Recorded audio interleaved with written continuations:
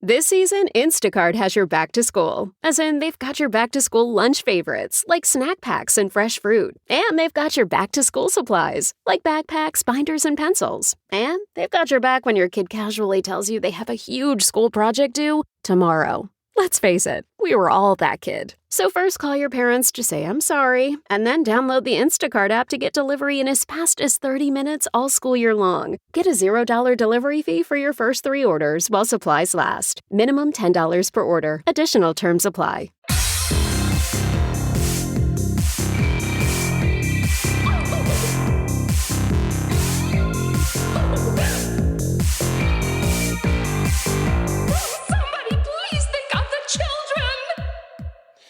And welcome back to Scarred for Life, the podcast where we open up old wounds by looking back at the films that scared us as kids. I'm Terry. And I'm Mary Beth. In each episode, our special guest brings with them a movie that traumatized them as a child. This week, our guest is Nichole Goble, the host of the Bodies of Horror podcast on the Anatomy of a Scream Network, where every 2 weeks, she and a guest dive into the films that exist at the intersection of disability and horror. Welcome to the show! Hello! Thank you so much for having me. I had the recent joy of being on your show, so I'm so glad that you're here on our show now, because your podcast is awesome, and I had such a great time talking about The Taking of Deborah Logan with you. Yes. Ooh. A very different thing. But for our listeners who maybe aren't familiar with your podcast, can you tell us a little bit more about it? I know I gave a little bit of a log line in your intro, but can you tell us a little bit more about the podcast? Sure. So Bodies of Horror is a bi-weekly podcast that looks at various horror films through the lens of disability. So we're looking at films that have, obviously characters with disabilities, either explicit or sometimes we go coded, and disability-related themes as well. So we cover a whole smorgasbord of kind of related topics, but all through the lens of disability and looking at all kinds of horror. We've done your classics. We did Freaks, because, obviously, you kind of have to if you're doing disability and horror. And Frankenstein all the way to The Taking of Deborah Logan. So, a whole kind of swath of different stuff. So, that's Bodies of Horror. So I'm curious, how did you come up with this idea? Because I think particularly with the horror genre, it's such an interesting topic, because whether we're talking about mental or physical disabilities, there's been a history of horror that hasn't necessarily done well by that. So I'm curious how you came about this subject and decided to turn it into a podcast. Well, honestly, it's, I guess, from a really young age, horror has had a huge meaning to me in how I've related and how I've talked about my disability. I have, used kind of the phrase a handful of times on the podcast, like horror films have kind of become a language for me to talk about my experiences with disability, because from a young age, there were things that I didn't know how to articulate, and I would see a horror film and be like, ooh, there's something about this and it's interesting, and I can use this to, show my mom and be like, I feel like this sometimes. Yeah, so it kind of got, I guess, the seed planted there. But like you said, physical disability and mental health, horror is a really interesting genre because it never shies away from talking about all of the complicated facets of these things. And in doing so, sometimes it hits some really interesting marks and says something really powerful. And then sometimes it's not great. But there's still a lot to kind of take away and talk about, because I think those are just as, potent representations. I'm curious, since you've gone through a number of films throughout time. I'm curious, have you seen a change in the way disabilities are reflected in horror films, or is there still a lot of work to do? Oh, sure. I mean, I think horror has a unique way of being very reflective of society and certain kind of cultural touch points at various times. All films kind of do that, but I think horror does it in a very interesting and special way. Yeah, I mean, I think that depending on some of the conversations and some of the movements and things that are associated with disability that are happening, you can kind of see some of that reflected. You know, in talking about the taking of Deborah Logan, one thing that I've seen so much more discussed now is the intersection of age and disability. So Alzheimer's and other kind of age-related conditions and diseases, we're starting to see more and more kind of horror films talk about them, and talk about them from a place of not just the individual, but also the family, the caregivers, and how it's more of that community of care around them and the impacts that these conditions can have. And so obviously as we learn more about ourselves, our bodies, how they work, new diseases every day, you know, that all has different, I think, ramifications in how down the line it will play in horror. I'm really interested in how the pandemic will end up really being reflected. There's obviously films that have touched on it, but I think that that's still to come. And so it'll be really interesting to see how that's unpacked. Well, and I remember when we talked about the taking of Deborah Logan, not to keep referencing our discussion that Terry was not a part of, but we had a really good conversation about the representation of caregivers and the experience of caregiving too. And I think that is such an interesting, like you mentioned, like the intersection of looking at community and disability and like what caregiving looks like and the effects of caregiving. And I think there really is such an expansion of what horror is showing and being more open to talking about. I feel like disability is not as hidden, I feel like, as in previous like iterations and decades of genres. But I'm curious from your perspective, like what are some of your favorite movies in terms of representing disability in the horror space? Like, are there any that you really think are like prime examples of that? So an interesting one that I actually saw recently and talked about on the podcast, I'm a little hazy on when I would have seen it originally. I think I had seen the entire thing, but I can't be for sure.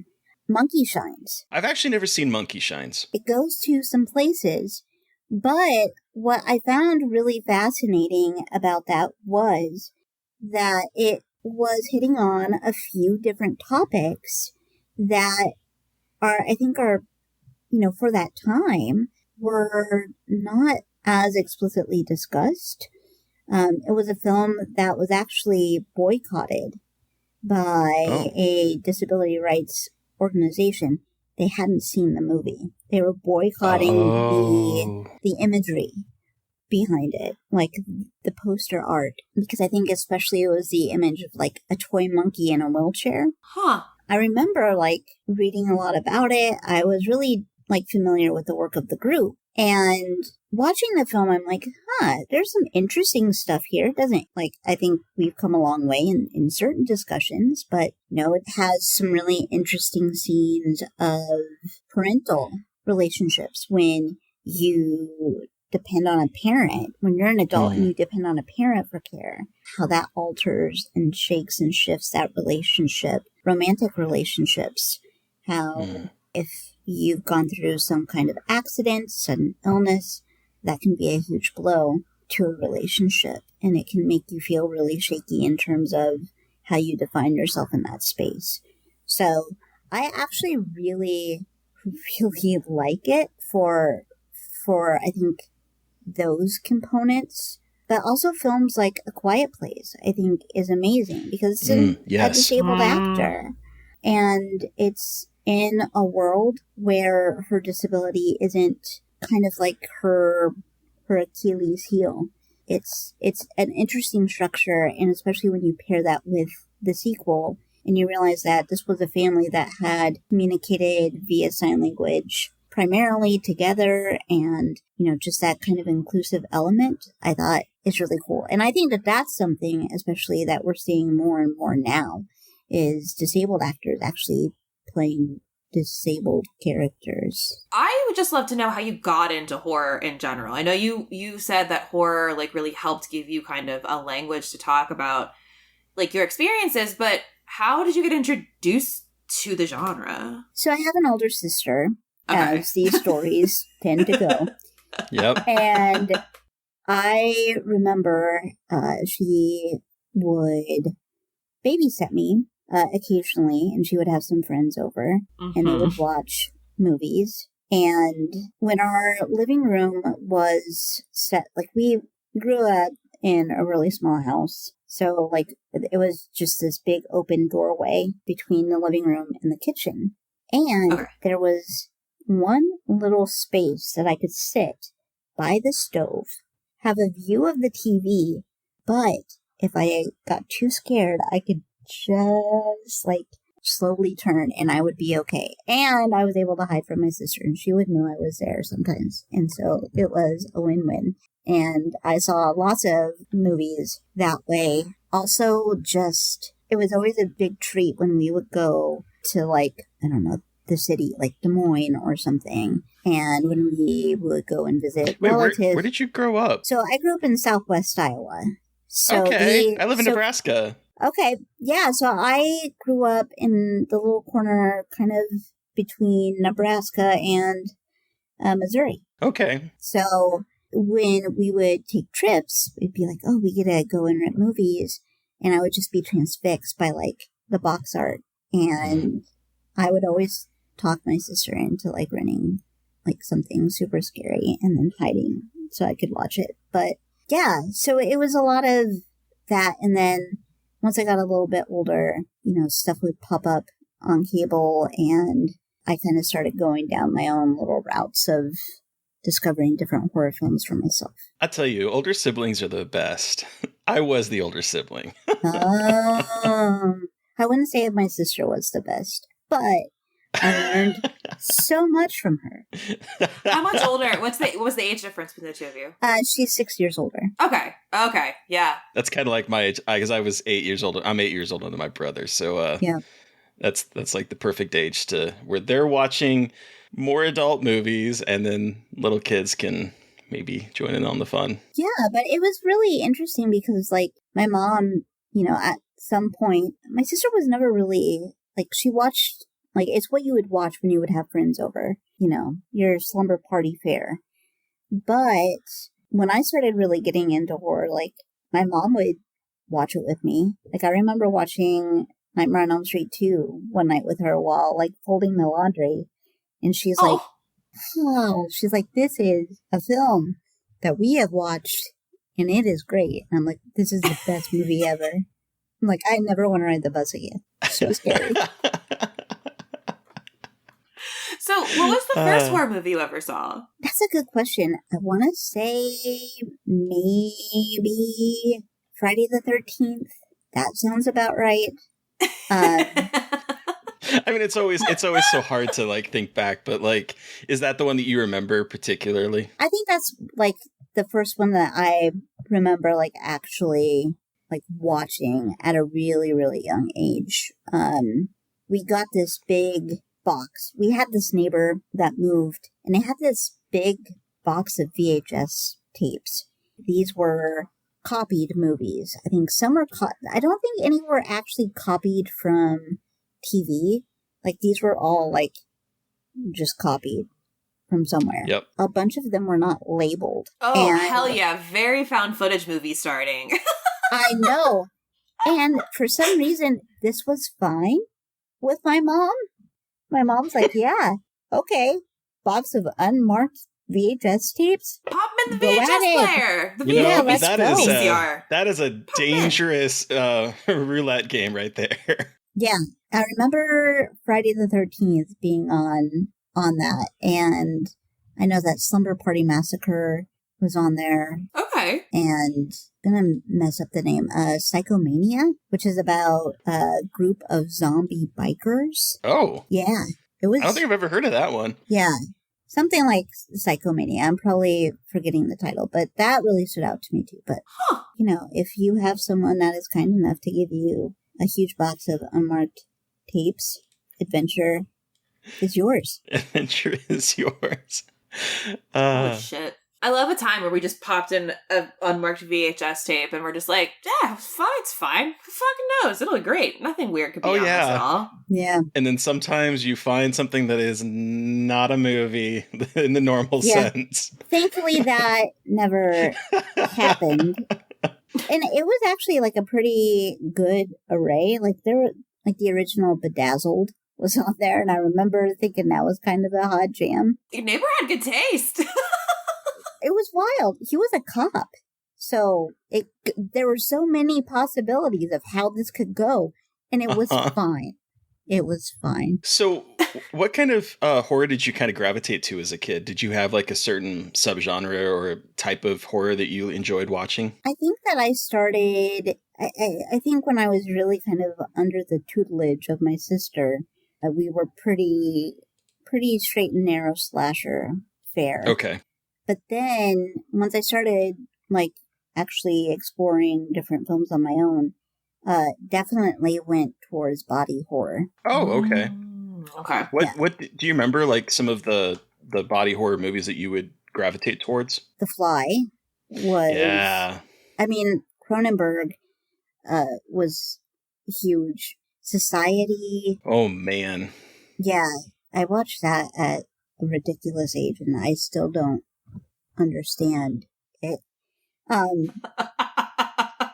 But yeah, like body horror was really a thing, and something that I still really, I think, lean into, especially because I think from a disability perspective, I think it's just a really rife subgenre for that kind of discussion. Yeah. And it's really exciting now to see, you know, I think there's, you know, you've got the Cronenbergs who really, I think, create kind of story and worlds around body horror that incorporate it, and it's very interesting and kind of textured and layered. And then you also have body horror that's just like, hey, let's see some organs. So, yeah.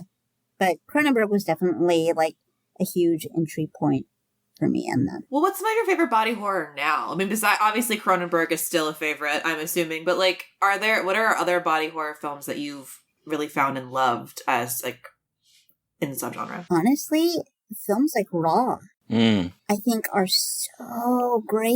Oh, yes. Because again, it's using body horror in such a compelling way. I think that director's work is phenomenal, because obviously very much in keeping with that idea of just complicated relationships with our bodies and identity. It's all very interesting. But, you know, Cronenberg's son, Brandon, I think has really came in and I think followed his dad's path a bit and then kind of framed it a little bit to really be talking more specifically about identity, which I really love exploring too. So, yeah, those are, Hell I think now is a really interesting and cool time for body horror. I like seeing the various corners that we're exploring. Yeah. Going back to when you were a kid, and I know you mentioned this with like Nightmare on Elm Street 2, were you a scared kid? Like, were you easily scared watching horror movies? I'm gonna say no, but I absolutely was. Because I had night terrors. Oh, okay. It was always the same one when I was really young. Like, when I was really, like, getting really into horror, and that was, like, what I wanted to watch all the time. I had the same nightmare of Freddy, Jason, Michael Myers, Chucky. Like, Chucky was always, like, a low-key fave because he was the one that I was like, you know what? I don't think I could take Chucky in a fight, but it would be so much more even matched. And that excited me because I'm like, I have a chance. I could take Chucky. But I always had this nightmare of like the whole crew. I would wake up, my bed was underneath a window, and I had the same nightmare. I'd wake up and they would all be standing outside my window. Wow. Then they would just all smile at me and walk right to our front door, which I could see from my window because it was just right there.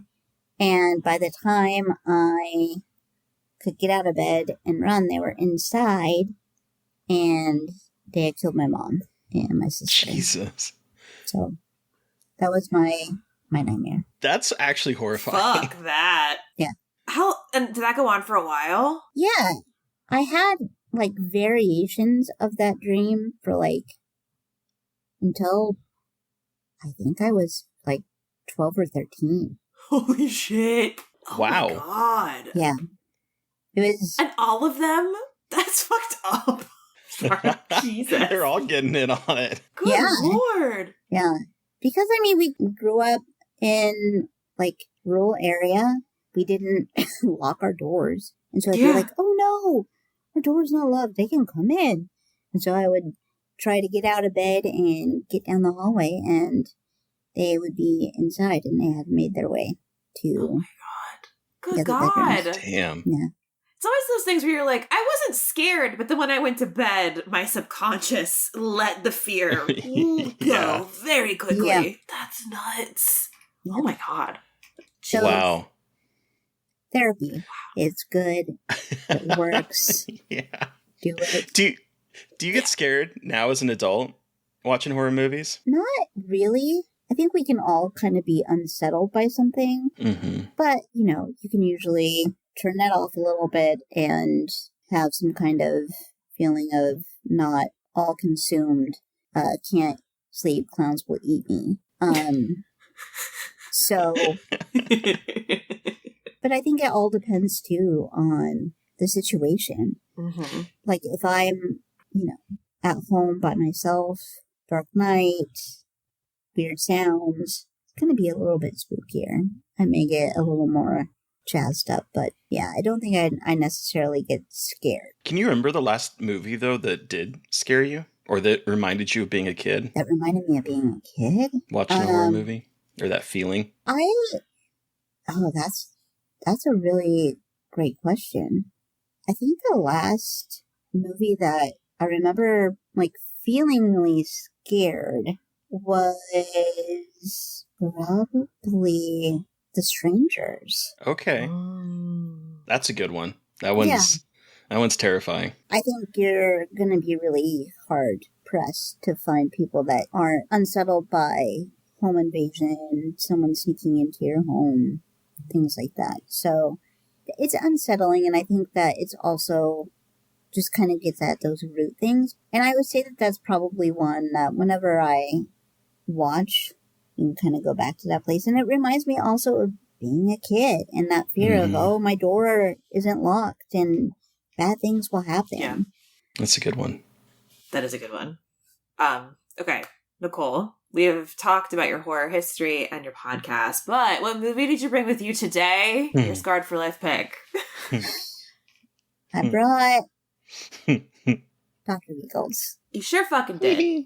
And for the unfamiliar, Dr. Giggles is a madman who believes he's a doctor, comes to the town where his crazy father was killed, and soon begins murdering people and becoming infatuated with a teenage girl who has a heart condition. Boy, this movie. Boy, howdy.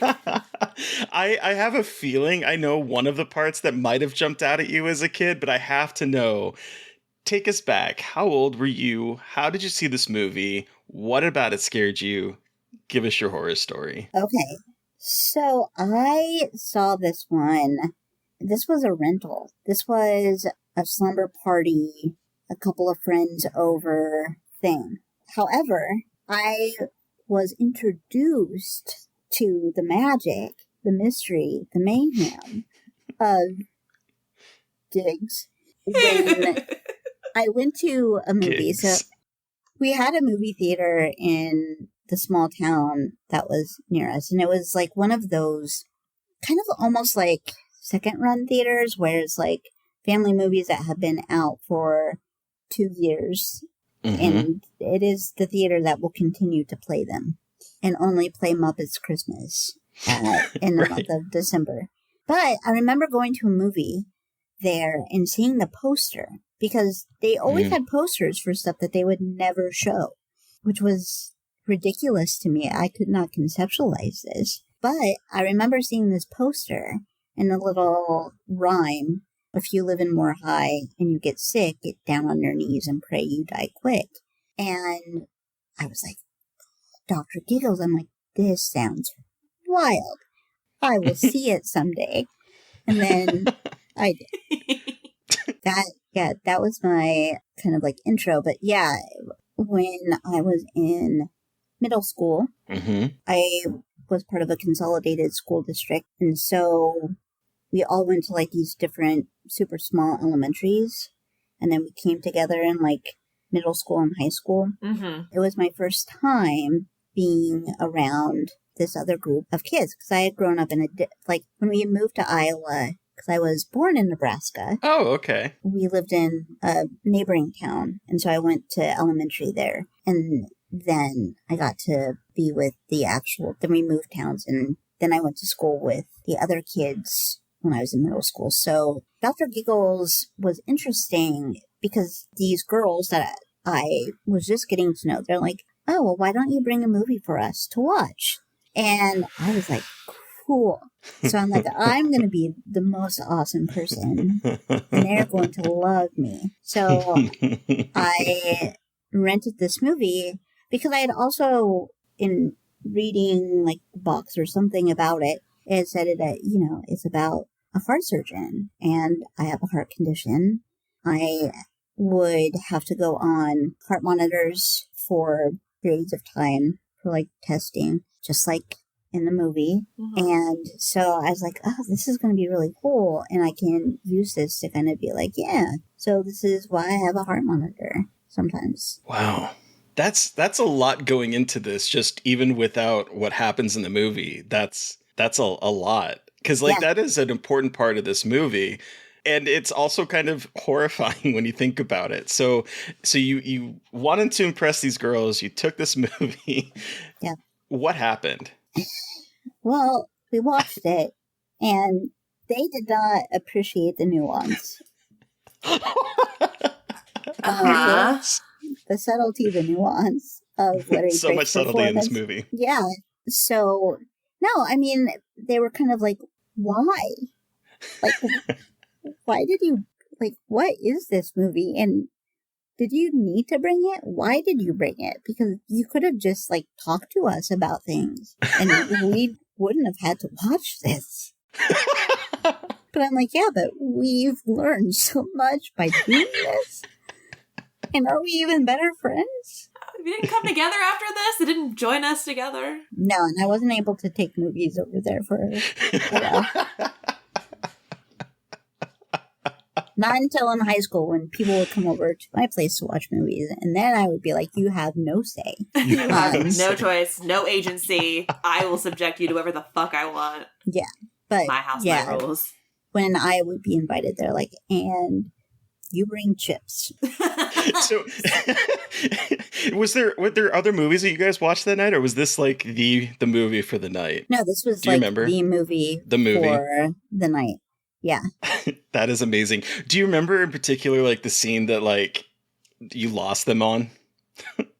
I mean, I think the scene that really took some of them out was the reenactment of him coming out of his mom's corpse. They're like, no. They're like, that. What is that? What is happening? And I was just really like, the scene that I struggled the most with was when she takes the heart monitor and puts it in the fish tank, those things are so expensive, and you can't do that. Like, these are hooked up to sensors, and the doctors will be mad, and then they will kill you. Like, then any doctor will kill you.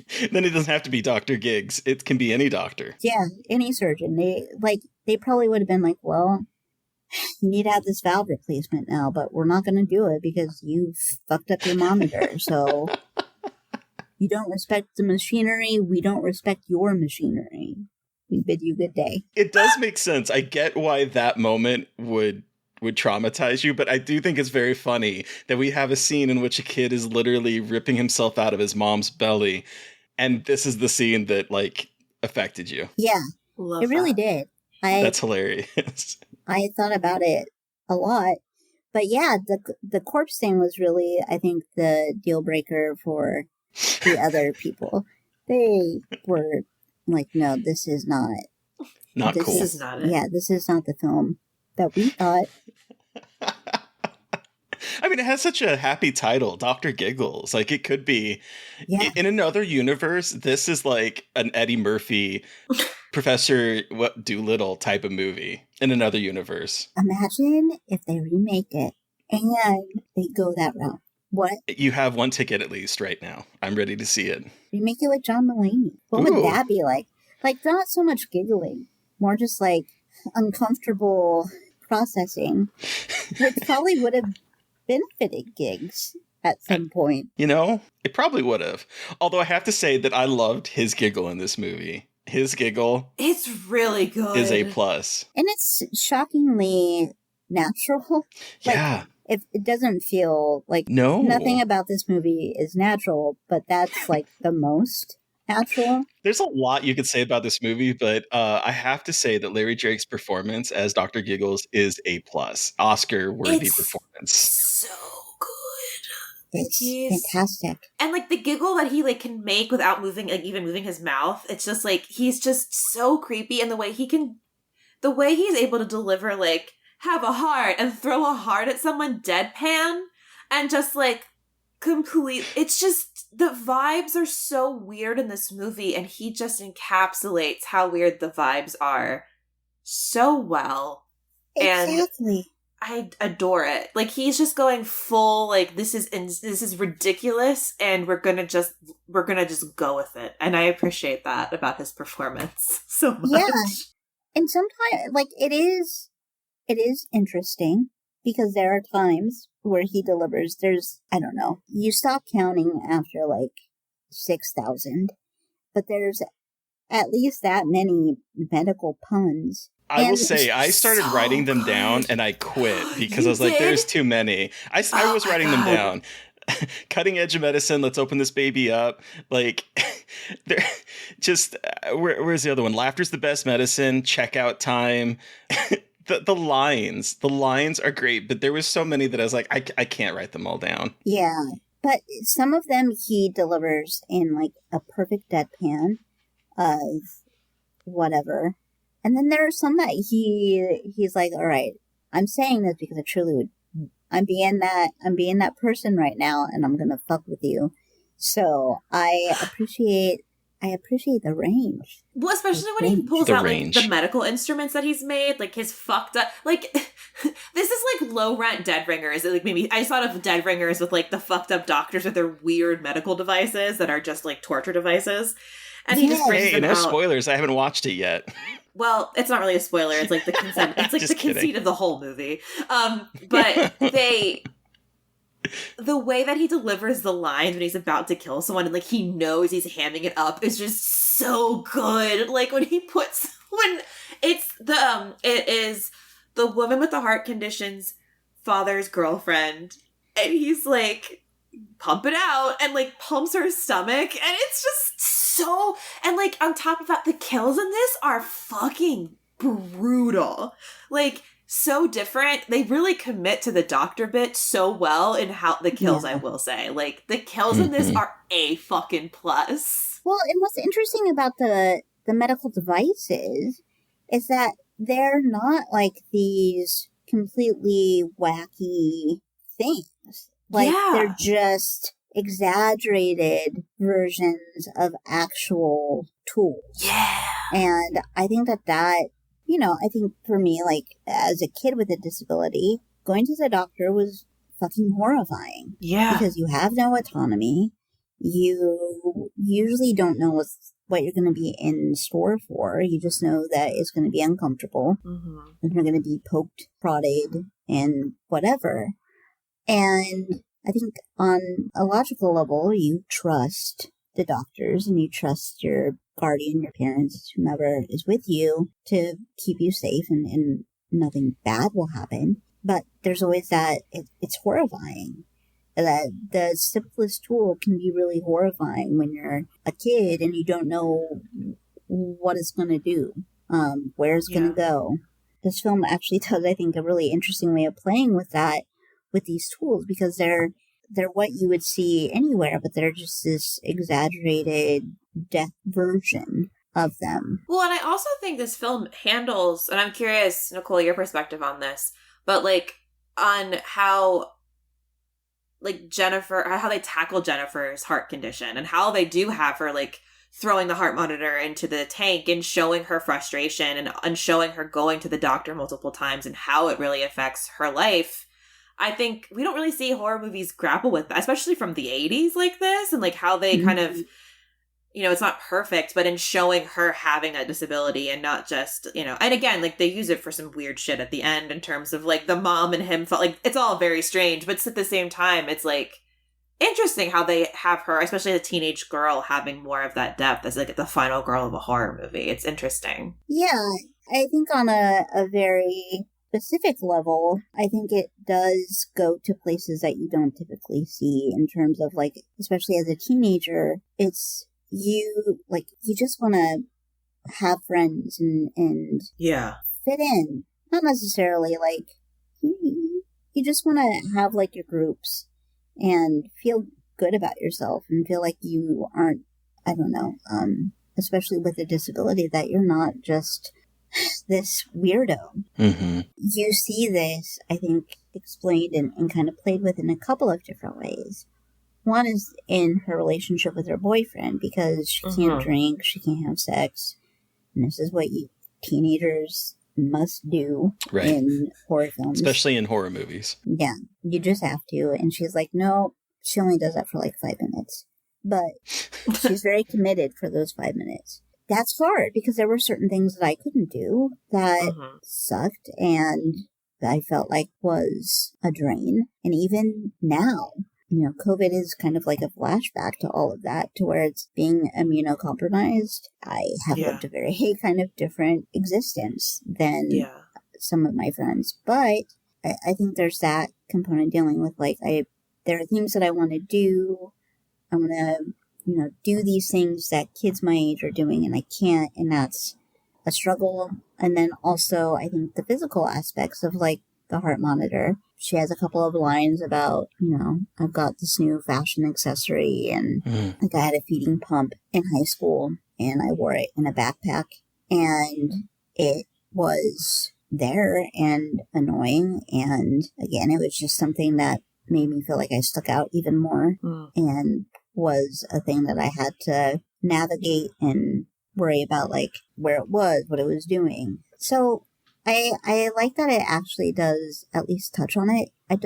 It's Dr. Giggles. It's not trying to write a journal article about it, but I'm happy that it's at least folded into the character. We have a disabled final girl, which is pretty cool. You know what I mean? Yeah. Like a final girl with a disability. Like, I love that shit. It's just cool. It's just cool to see that, especially in the 80s. Like, yeah, it's not going to be perfect, but it did something that not a lot of movies were doing. And it's Dr. fucking Giggles. Like, it's this movie that, like, is inherently ridiculous, but we have, like, we're grappling with disability a little bit more in depth than most other movies. And I'm like, you know what, Dr. Giggles? Not a bad movie. Like, between the camp and the kills, it's actually pretty good. I had a great time watching this movie. It's really fun. It is a lot of fun, and I do remember. So, this was my first watch for it as well, but I do remember seeing this movie, the VHS cover in the the VHS store all the time. And I remember being horrified by it because like I had chronic asthma as a kid, and it's gotten a whole lot better. But as a kid, particularly when we were living in Alaska at the time, and I'm allergic to pine trees. So you put pine trees, Alaska, asthma, overweight kid who's trying to like go outside, and every time they wanted, like gym class wanted us to go outside and run, I would come back almost dying because like we're running through the wilderness and there's fucking pine trees.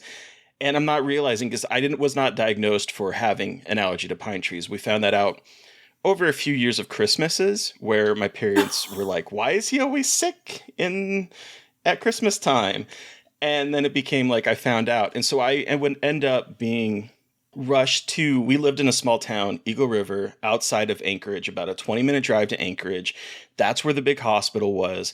And so when I was a kid and I would have an asthma attack, my parents would be rushing me to this big hospital in Anchorage to be put on their big ventilating inhaler type thing.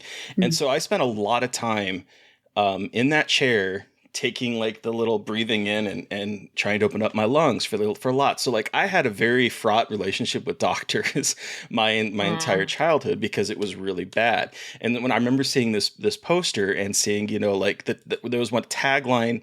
There's a couple taglines for this movie, but one is like the doctor is insane or the doctor is out of his mind, right? So there's like all of this, and I kept thinking, I don't like doctors as it is, and this doctor is killing people. And I had no like foresight to know that this is a man who's not a doctor, who is pretending to be a doctor. But like in my mind, it was like this idea, like I go see a doctor almost every week, it seems like, and you're telling me the doctor could kill me? Like that is what my little mind would come up with this entire time. And so I never saw this. However, I was also really big into comic books, and I saw that there was a comic book of Dr. Giggles, and that made me even more terrifying because the comic book cover from like in the early, I think there was like maybe a run of a couple comics, like 3 from Dark Horse, because this is a Dark Horse production. Yeah. And oh, that's right. They made a comic afterwards, and the comic covers were pretty gnarly. And so I remember seeing that, and so in my mind, I'm seeing the comic book cover of like this really kind of gross cover, and I don't exactly remember what it was, but I think there was like blood, and maybe someone was decapitated or someone had cut open. Oh, someone doesn't have a head. Oh yeah. Yep, that's what it was. Mm-hmm. And I remember seeing that before I saw the movie, and so I put the 2 and 2 together, and I was like, this is horrifying. I can never see this movie. Here we are. I'm 42, and I finally have seen Dr. Giggles. Okay, one of the covers is him just like sewing someone's eyeball shut. That's horrific. Yeah. Incredible. Yeah. But horrific. Yeah, and I think one of the things that's really interesting, and thank you for sharing a little bit about your experience as a kid. Of course. Because I think that one of the things that's so interesting to me about these types of films is that we're really like getting into like the trope of like the mad doctor, the mad scientist. Mm-hmm. Mm-hmm. And I think that there's something that is still so interwoven in our society of fear of doctors, of science, of that kind of medical advancement and progress, because there's kind of built into the dad's plot line. The Dr. Giggles origin is truly a film in and of itself. It really is. You could make that movie and it would be something. I'd watch that prequel, honestly. I'm not a big prequel person, but maybe that one I might watch. Because it goes from 0 to 70 in about 4 seconds. And it's, again, a doctor that starts out well-intended and is super smart and amazing and has these really fantastic ideas and is going to revolutionize cardiology and cardiac surgery. And then his wife gets sick.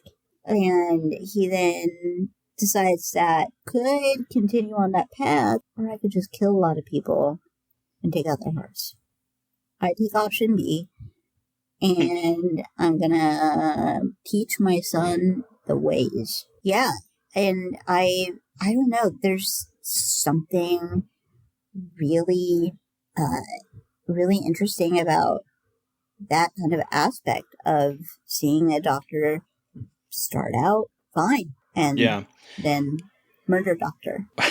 What I do love about those flashbacks is that, in particular, like when the very first time we get a flashback, and it's little Evan, little Dr. Giggles, cutting open his teddy bear and doing like surgery on his teddy bear, and the father comes home. I was like, oh, is this going to be one of those things where father was a doctor and was abusive to the kid, and the kid told him, you're never going to be a doctor, and this is why we have him going on a killing spree? Is that what's going on here? And I was so happy to see that it sidesteps that very obvious trope for one in which they have a really caring relationship. It's weird to say, considering that the father is a murderer and puts his kid inside the body of his wife for him to escape. Like, it's horrifying and it's twisted, but they have such a nice relationship that I was really surprised, because I was literally about ready to, as I was typing my notes, ready to write, oh God, here we have another abuse story of a father who's mean to his son, and that's why his son has turned fucked up. And that's not what we get here. And I do like the idea.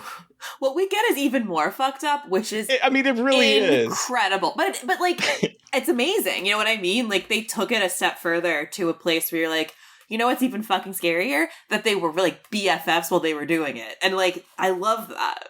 And again, and it also like shows a different kind of relationship between a father and son that's not like horrendously abusive. So once again, Dr. Giggles.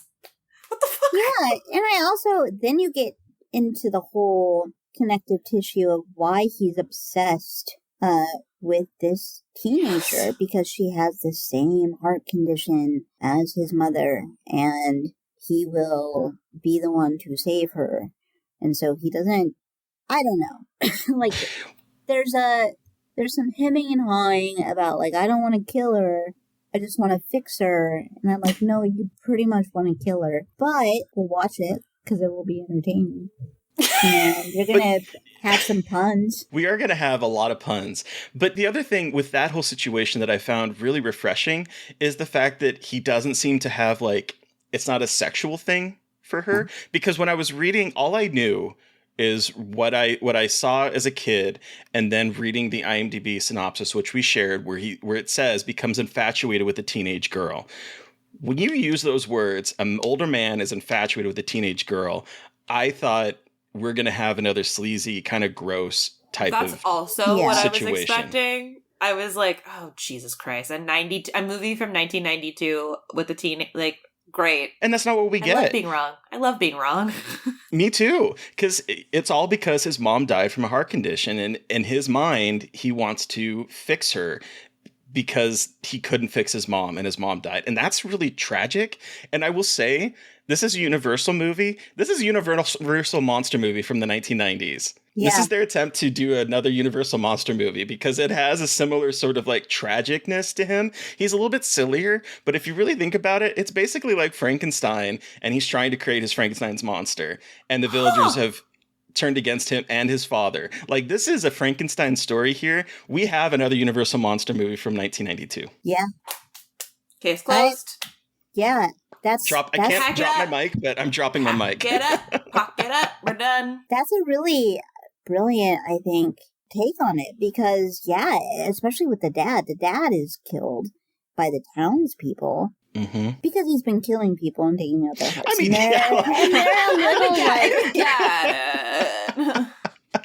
it's kind of like, you know, that's not great. Might have had it coming. Yeah, however. But, like, you killed my mom. And he was like, yeah, but my wife died. So I win. It's a really interesting way to kind of lay that foundation, and it does take it to different places. You do get, like, the friend characters that are really nothing in the movie. If there's like a real pain point, I think those characters do so little and mean so little to the actual story that, like, we literally don't get any sense of, like, our main final girl's dynamic with really any of them. Yeah. I know Roger Ebert has like got a lot of flack for the pejorative term of saying it's a dead teenager movie, but this is literally a dead teenager movie where the teenagers do not have any character. They do not really have any agency. I don't even really believe that they're all really friends because of how mean they are to each other. Like, I'm like, this isn't a real friendship. This is, I don't know what this is. And I always watch these movies and I'm like, thank God my friend group is not like this. Because like, they don't seem to care about anyone. They get locked in that. Two of them get locked in the room, and I don't really know why that happened. Like, it doesn't even seem like that funny of a joke. Are you trying to like force a situation between the two of them? What is happening? Why did you pickaxe them into this closet in this old creepy house that, by the way, reminded me of Freddy Krueger's house? Well, Nancy's house in later episodes where it's all run down and it's boarded up and everything.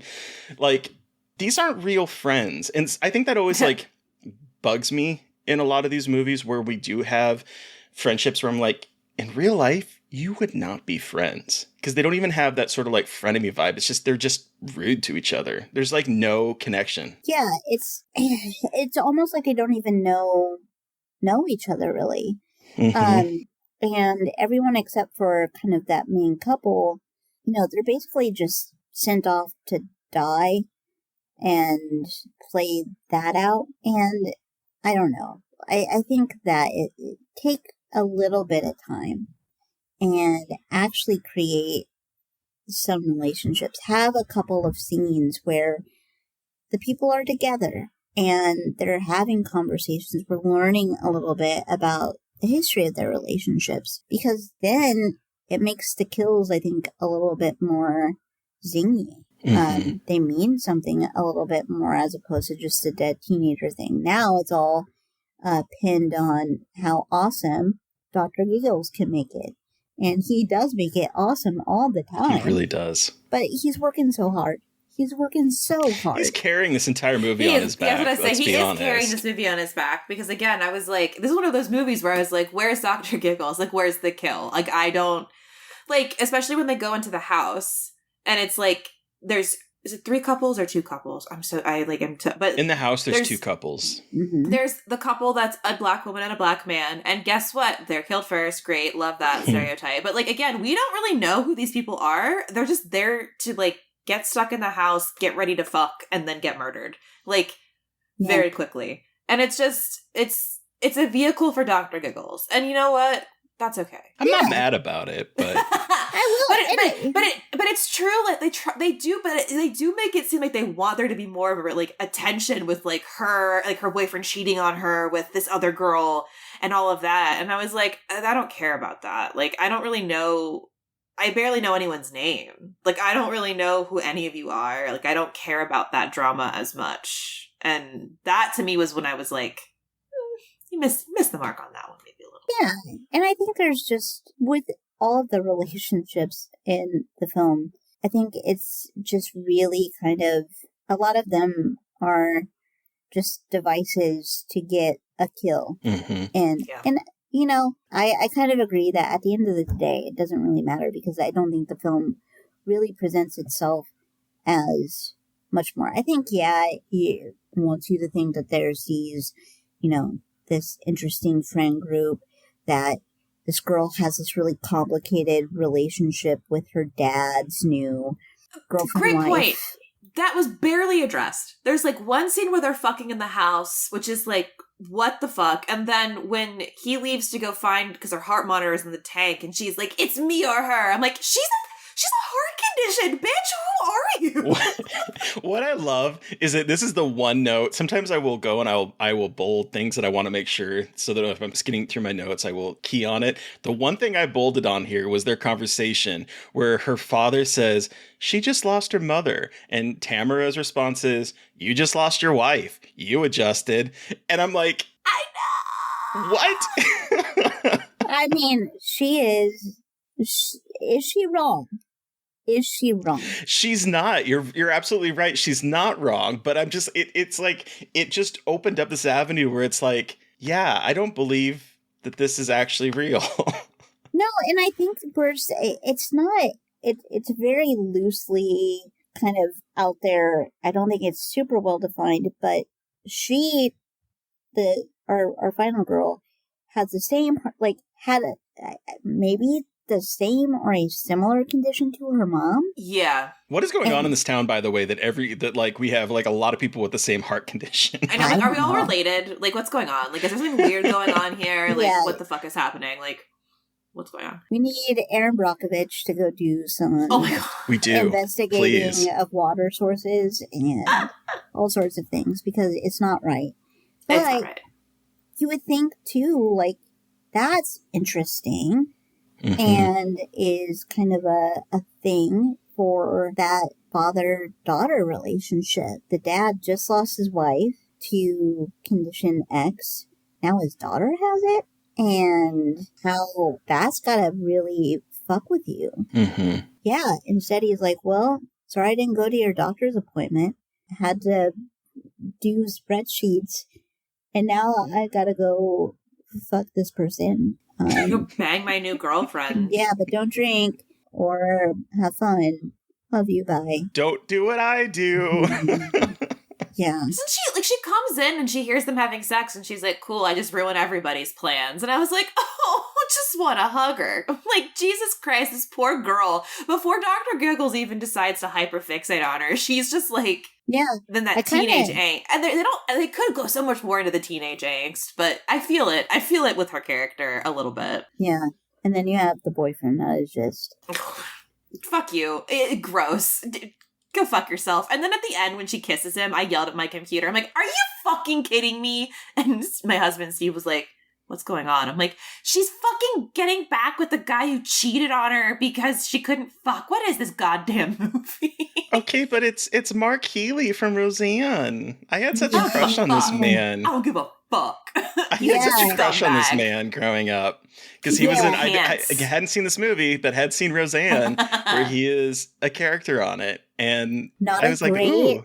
Not a great partner in that. No, he's not a great partner as well. So, I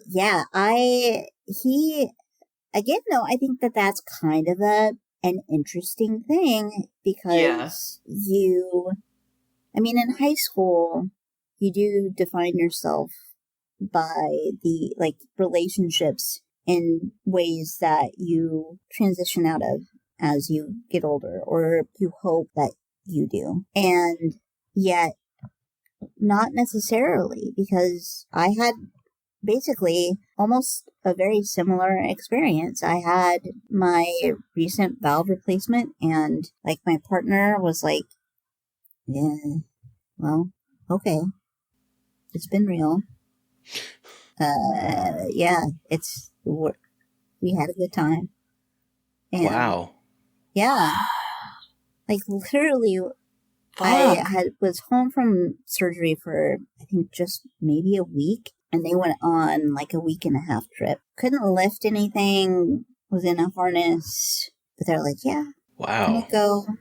Gonna go on the trip and have fun, chilling. So, yeah, I kind of felt that sense of, like, well, it's teenage angst, especially with how it's zoned in on in the movie. Yeah. But yeah, just this whole, like, what the fuck does this even mean now?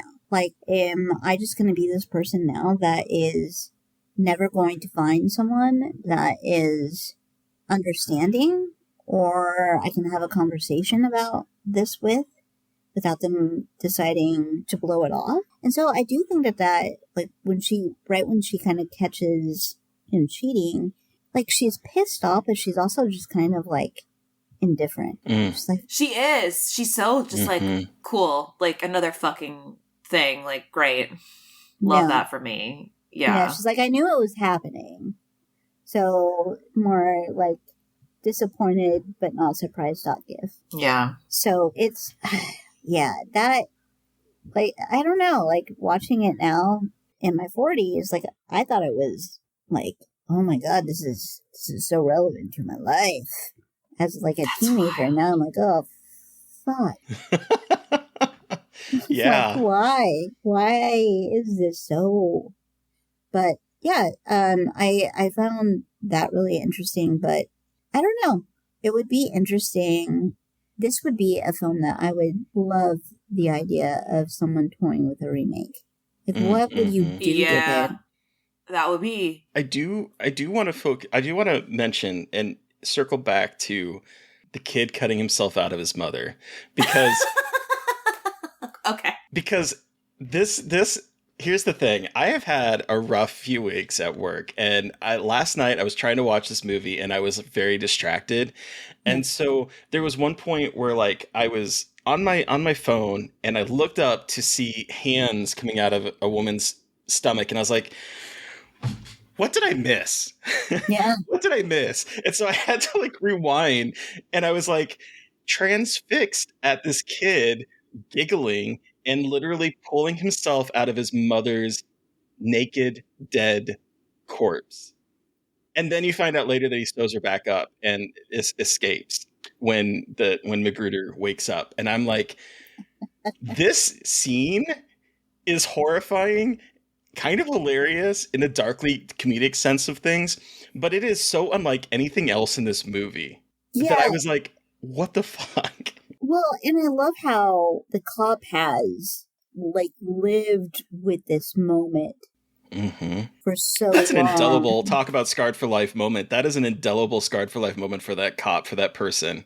It is, but he has some very interesting ways of dealing with it, of conveying the story to his partner, and who no one believes, and has the whole thing like solved immediately, and no one wants to believe him. But that's how it is. He's like, oh, by the way, here's everything that you need to know. And they're like, but we have like 70 more minutes. There's so much more movie to have. There's so much more to experience. Exactly. But yeah, his fixation on it is so funny to me, because he just is like, it's like his Moby Dick. It's his. It's his white whale.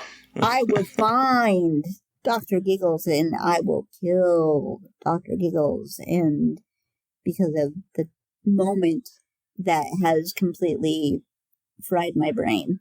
Yeah, that he's such an entertaining character, and I think you spend just enough time with them. Yes, that it doesn't really feel like it's diverting any of the fun. But you're just like, oh, also the townspeople have been living with this, and they're still, a little pissed. I also just love the fact that this kid escapes, is never seen again in Moore High, ends up in a mental institution, and no one knows that these are the two people. Shh, don't worry. It's okay. And I'm just, I was sitting there spending way too much time, Mary Beth, trying to figure out you or me. What is the logistics of this? I did pull a you. You pulled a Mary Beth, which is so funny because for this, I was like, I immediately was like, nope. We switched places because I was like, nah. As soon as at the beginning where I saw like him in the surgery, like in the surgery theater with the other patients licking the windows, I was like, nope, we're done. We're going to suspend any kind of logic. At one point, someone thinks he's getting a massage or a hug, and he lifts the hands up. I was like, great. No, I don't care. Nope. Logic. Fuck that. Nope. And I was in. I was like, everything. But bought it. I want like a Mythbusters episode to like, let's explore this child sewn in to right. Okay, that I was not sure how he got in, and that I did think about a little bit too hard, because I was like, wait, she doesn't look like it, but you would be able to tell if there was a small child inside of the He wasn't a small child. Like he seemed like fair. He's like a 10. He's like he's a decent sized child. Yeah, I did think about that, and I was like, nope, gotta stop it. Don't try. Did they scoop out all of her innards? Like, what? How did they not feel that when they lifted her up? Like, right. You would be able to see she had him. A big meal. Like, what? But, like, he's so big. Well, there's no point. And her stomach looks distended. It didn't even look like she was a bigger person or was even pregnant. No. It was literally distended. I'm like, how did we miss this? Well, You all kind of and deserve this if we are missing this kid Small towns, so baby. did he not move for like a Right? period of time? Like, How was he breathing? Did they poke holes somewhere for like I want to talk to that ventilation? actor so bad who had to emergeth, give birth to himself basically in a weird, like, have his own birth, his own C-section. Like, that was a child, like a naked child. I was like, what did, like, and he's covered in viscera. I'm like, this movie, incredible. What is it? What is happening? Like, how do you prep a kid for that? Be like, all right, so this is the scene where you cut yourself out of your dead mom. Think of it You're going like to be a slathered rebirth. in blood. You're going to be giggling like you're insane. Like, just lost it, everything. You're just excited to be here. Pay no and- attention to her breast as a kid. Yeah, it's a good time. But yeah, none of that made sense. So I want a Mythbusters to really explore. How do we, like, what are the components of this? Because that, to me, is the upsetting element of that scene. Is like, this is not Tom Six medically accurate business. Nicholas Mastrandea, if you are listening to this podcast, please send us an email at scarredforlifepodcast@gmail.com and let us know what it was like filming this, because he only has 2 credits to his name, Young Evan and Dr. Giggles, and then a character named Hal in Homeward Bound, The Incredible Journey. Like, these are his only 2 credits in 1992 and 1993. So please, Nicholas, if you are scouring the podcast and you come across, Dr. Giggles, and I want to listen to it, please get in touch with us. We would love to have a conversation with you, because I gotta know. And I have a wild assumption about what he would say has scarred him for life. Wild. I have hypothesis. Yep. And I think we've talked about it. I think he would be like, that was really fucked up, but I got paid for it. Oh, I wonder if this is... So I just Googled him, and there's a LinkedIn profile, and there's a Nicholas Mastrandrea, who is a PhD director, field medical affairs. He is Dr. Giggles. Yeah. And I am so curious to know if this is him. No. Oh my god. He is Dr. Giggles. He became Dr. Giggles. He experienced this and then went on to be a doctor. I want to just Give me stats this is on him. This is him. This is him. We found Under him. organizations, Screen Actors Guild, performer, October 1993. As a child actor, I appeared in 2 major motion pictures. The first is Dr. Giggles, followed by Homeward Bound. This is him. I have found him, and I want to reach out to him. All right, here we go. Great. Can't wait. That's horrifying. Wow. Well, on that incredible note, do we want to wrap this up and give this a rating out of 5? I don't think we can top that, honestly. Yeah. Oh my god. Expect an email from me, Nicholas. Big fan of the pod, I bet. All right. So, Terry, how many bad medical puns out of 5 do you give Dr. Giggles? Like, here's the thing. This is not a good movie, and yet this is a good movie. Like, Yes! I don't know how to say it. Like, there are moments in this. The scene that I honestly think is going to be stuck in my head forever is me looking up and seeing the 2 bloody hands coming out of the woman's body and going, wait, what did I miss? Like, that for me is going to be an indelible image that I will come back to and will probably haunt my dreams for who knows how long.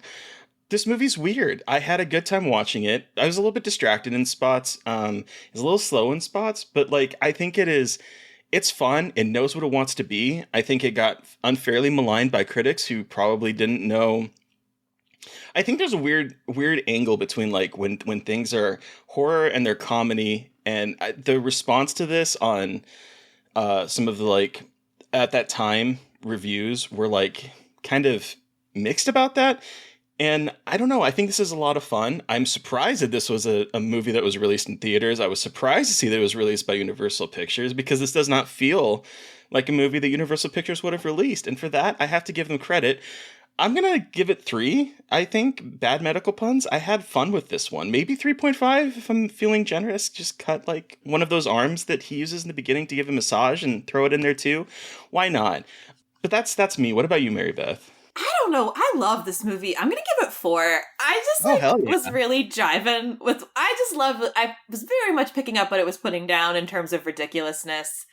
It commits to the bit in a way that I really respect, and yeah, it is very much just another dead teenager movie. And it's slow in spots, and it's weird as hell. But I don't know. I just had a real good time watching it, and was really entertained. And the kills are really good, and I just think it, for the most part, knows what it is, and I really just had a great time watching how absolutely ridiculous this movie is. So I gotta give it a 4.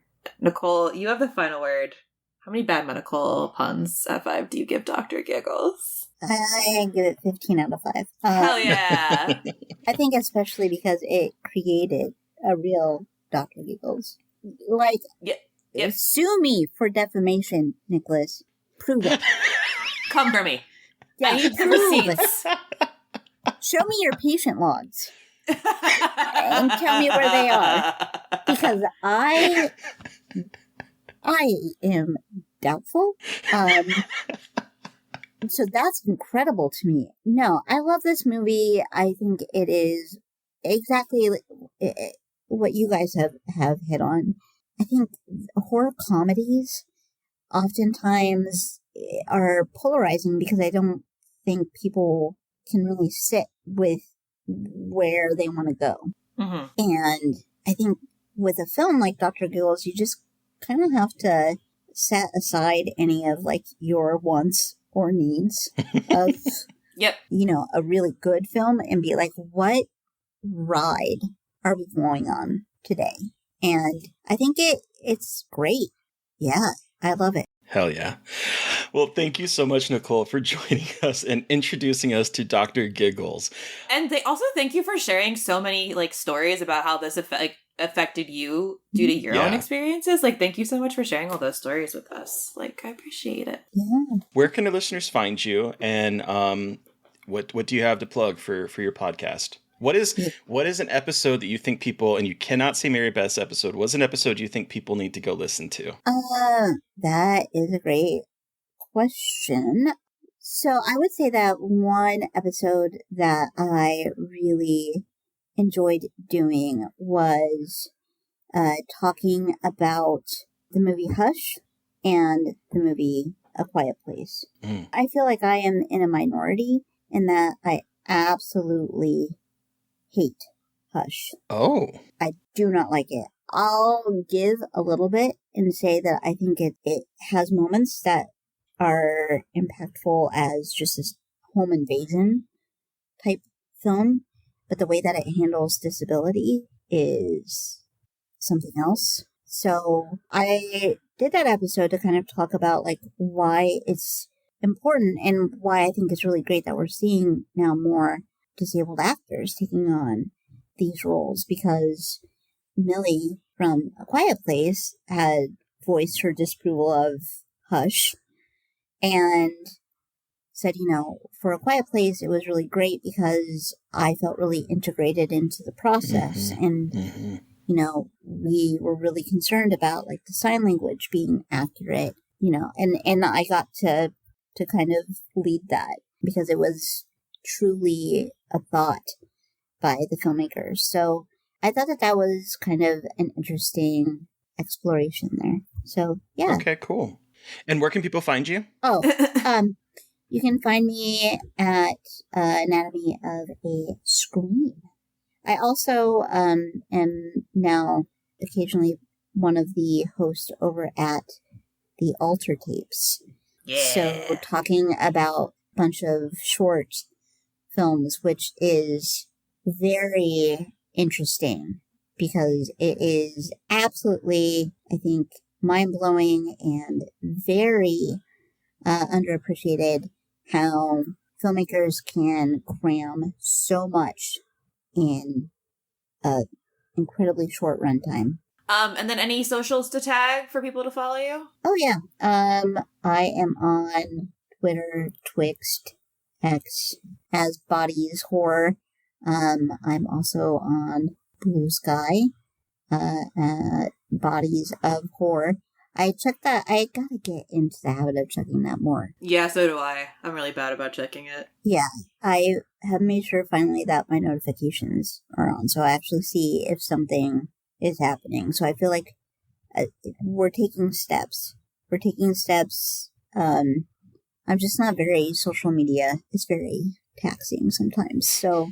Oh yeah. I get it. Oh yeah. But yeah, that's where you can find me online. Cool. Hell yeah. Sweet. Well, listeners, you've heard from us. We want to hear from you. Tell us about your experience watching Dr. Giggles, this incredible, underrated movie that I now want everyone to see. You can send us an email at scarredforlifepodcast@gmail.com, especially if you are the actor that we want to get in touch with.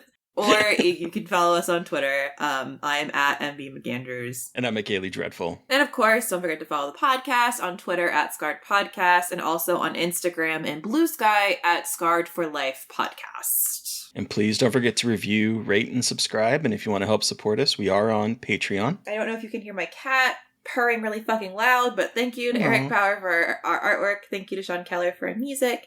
Thank you everyone for listening. Please stay safe out there, but most importantly, stay creepy. And until next time.